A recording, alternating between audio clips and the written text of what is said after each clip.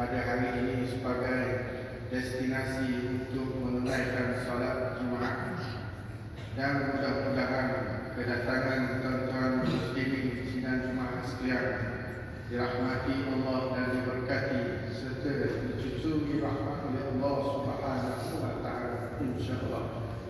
Saya mewakili pihak Pejabat Agama Daerah Kuala Nerus dan juga Datuk Kuasa Masjid Bandar Luar Tikubillah Kuala Nerus ingin memaklumkan beberapa perkara.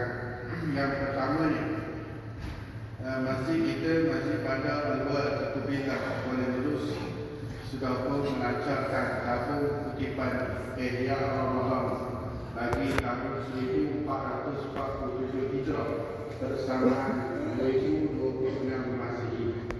Jadi untuk makluman tuan-tuan sekalian, saya membuka ruang dan peluang sebuah-buahnya kepada hadirin sidang Jumaat sekalian untuk mengumpah, menderma dan juga sama-sama membantu meringankan di dalam kutipan kita untuk melakukan aktiviti-aktiviti di sepanjang Ramadan Al-Mubarak pada tahun ini.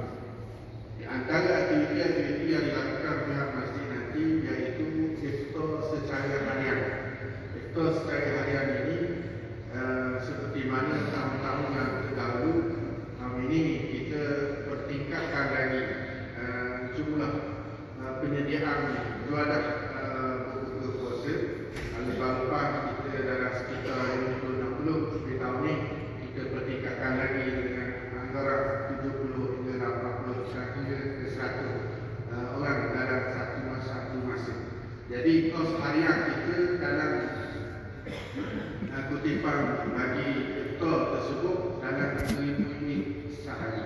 Jadi tuan-tuan ataupun orang persorangan ataupun ada individu yang ingin turut serta di dalam aktiviti iftar itu, bolehlah jemput hadir sekali sambil-sambil kita berderma dan juga menyimpangkan di dalam juadah ataupun program iftar tersebut. Jadi saya membuka ruang kepada hadirin sekalian untuk membawakan kalau ada kelapangan, kalau ada kemampuan untuk sama-sama menyumbang dana bagi iftar tersebut.